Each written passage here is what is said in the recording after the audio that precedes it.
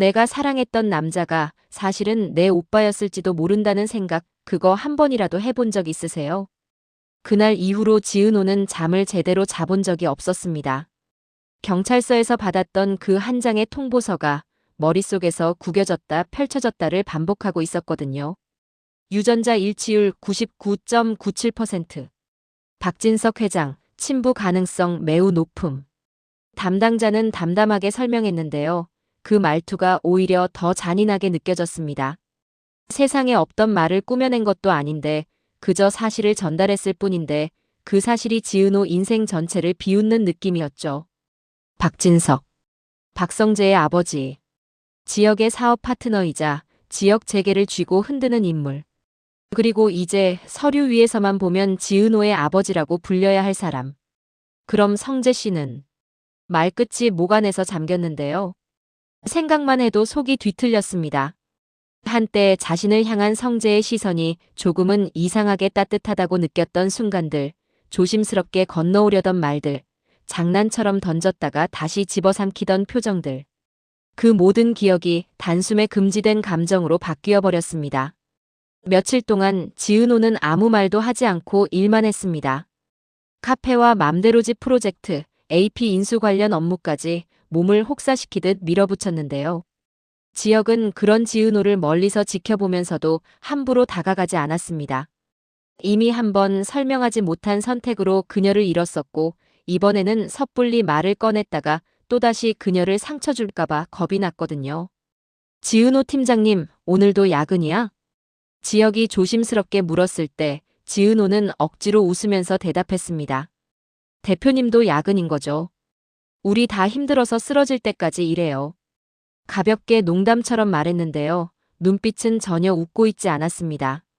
지역은 그 눈빛이 너무 익숙했습니다. 예전에 자신의 마음을 접겠다고 결심했던 그날 밤 거울 속에서 보았던 표정이랑 똑같았거든요. 며칠 후 박성재는 우연이 아니라고 하기엔 너무 기묘한 타이밍에 그 서류를 보게 됩니다. 법무팀에 넘겨진 DNA 관련 문서를 검토하던 중 익숙한 이름이 눈에 들어왔습니다. 지은호. 성재는 처음엔 장난이라고 생각했습니다. 누군가가 허위 신고를 했거나 시스템 오류겠거니 했죠. 그런데 두 번째 줄에서 숨이 턱 막혔습니다. 비교 대상 박진석. 결과 유전자 일치. 손에 쥔 종이가 땀에 젖어 구겨졌습니다. 머릿속이 하얘진다는 게 이런 거구나 실감이 났습니다. 내가 좋아했던 사람, 내가 진심으로 지키고 싶었던 사람이 아버지의 딸이라고? 비열하다고 느꼈습니다. 자기 자신이 모르고 좋아했던 건 죄가 아니었는데요. 알고 난 순간부터 그 감정은 죄가 돼버렸습니다. 그는 서류를 접어넣고 아무 말 없이 자리를 떴는데요. 그날 이후 며칠 동안 회사에도 거의 모습을 보이지 않았습니다. 고성이는 아들의 이상한 낌새를 눈치채는데 오래 걸리지 않았습니다. 성재야, 무슨 일 있니? 아무 일도 아니에요. 내 얼굴이 아무 일이라고 말 안 하는데? 그녀는 곧장 비서실을 불러 자료를 모으게 했고 그 과정에서 DNA, 친자 가능성이라는 단어를 확인하자 표정이 싸늘하게 굳었습니다. 저 아이 이름이 뭐라고 했지? 지은호. 고성이는 낮게 중얼거리면서 자리에서 일어났습니다. 이건 시작되기 전에 끝내야겠다. 한편 지은호의 어머니 정순이는 혼자 식당 뒷주방에 앉아 이미 오래전에 버렸어야 할 서류 봉투를 손에 쥐고 있었습니다.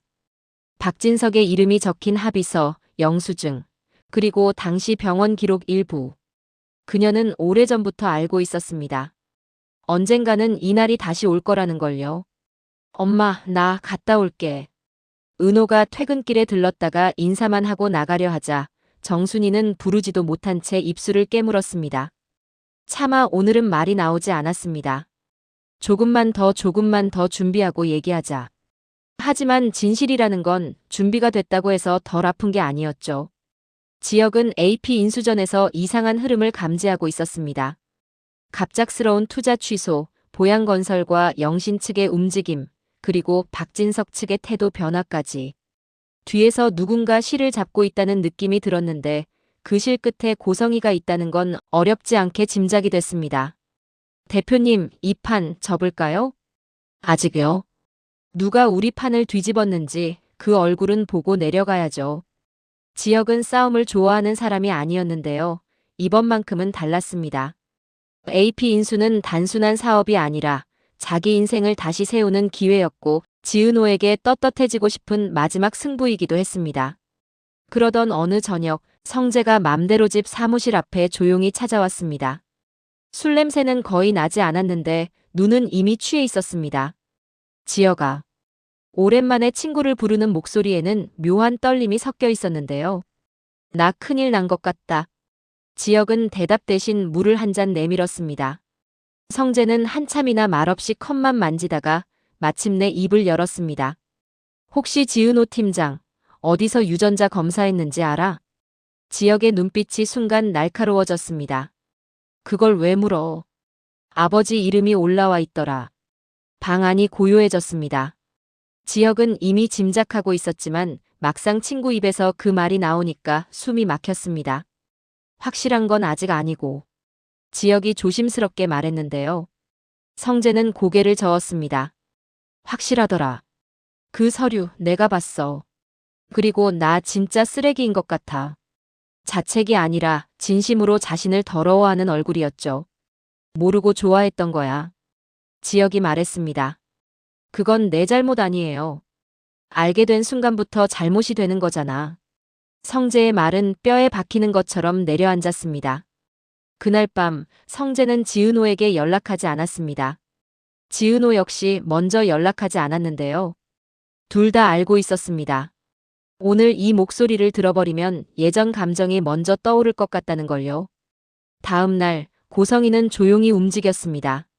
정순이가 운영하는 식당 주변으로 애매한 소문들이 돌기 시작했는데요. 젊은 시절 애를 데리고 도망갔다느니 누군가의 돈을 받고 입을 막았다느니 확인되지 않은 이야기들이었습니다. SNS에 익명 계정이 몇 개 생기고 어느 회장의 사생아설이라는 제목의 글들이 묘하게 동시다발적으로 올라왔습니다. 이런 건 누가 쓰는 걸까요? 직원 하나가 휴대폰을 보며 중얼거렸을 때 지은호는 손을 뻗어 그 화면을 빼앗고 싶다가 참고 말았습니다. 글 제목만 봐도 자기 얘기라는 느낌이 들었거든요. 그 즈음 박진석도 이 상황을 눈치채기 시작했습니다. 고성이는 남편에게 아무 말도 하지 않았지만 오래 사는 부부에게는 숨길 수 없는 기류 같은 게 있었죠. 당신이 또 뭘 했길래 밖이 이렇게 시끄럽나. 내가 정리하고 있으니까 당신은 그냥 조용히 계세요. 정리라고. 사람 하나를 또 버리겠다는 소리냐? 잠시 스친 이 한마디로 이 집안의 과거가 어렴풋하게 드러났습니다. 결국 정순이는 결심했습니다. 지은호를 식탁에 앉혀두고 조심스럽게 말을 꺼냈습니다. 은호야. 응, 엄마. 내 아버지 얘기 말이다. 은호는 순간 몸이 굳었습니다. 그 사람, 내가 생각하는 것보다 겁 많은 사람이었어. 책임질 용기도 없었고. 엄마, 그 사람 누군지 알아. 박진석 회장이라면서. 정순이는 놀라서 딸을 바라봤습니다. 언제 알았어? 경찰서에서. DNA 검사 결과 받았어요. 조용히 떨리던 비밀은 이미 그녀 손을 떠나고 있었던 거죠. 잠시 침묵이 흘렀다가 정순이가 낮게 웃었습니다. 그래. 결국 이렇게 되는구나. 그 웃음엔 체념과 안도, 그리고 늦어버린 진실에 대한 슬픔이 섞여 있었습니다. 엄마, 나 어떻게 해야 돼요? 넌 그냥 내 편에서. 그 집안 편도 말고 나 편도 말고.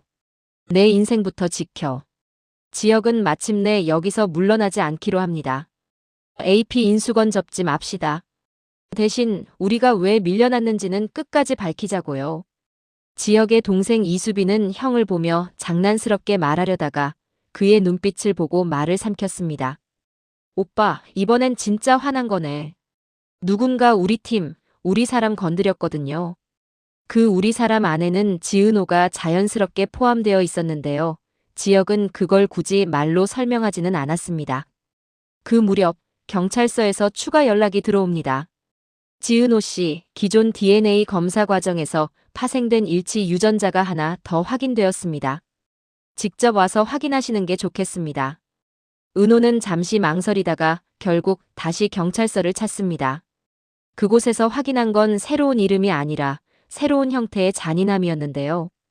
박진석의 유전 정보와 등록된 기록 일부가 의도적으로 삭제 수정된 흔적이 발견됐다는 설명이었습니다. 누군가 아주 오래전부터 혹시 모를 일을 대비해 증거를 지우고 있었던 거죠. 누가 그런 짓을?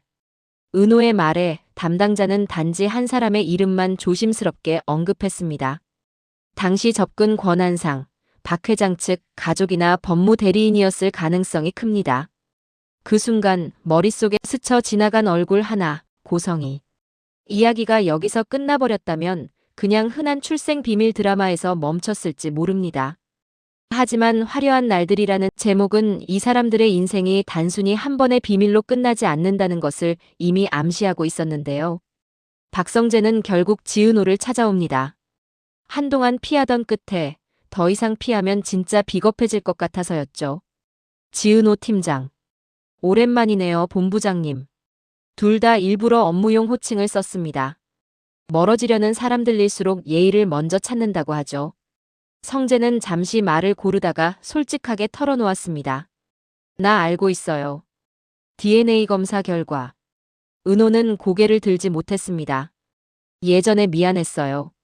내가 했던 말들, 농담들, 그게 지금 떠올라서 토할 것 같더라고요. 그건 그때 우린 몰랐으니까요. 그래도 난 알게 된 순간부터 남이 돼야 하잖아요.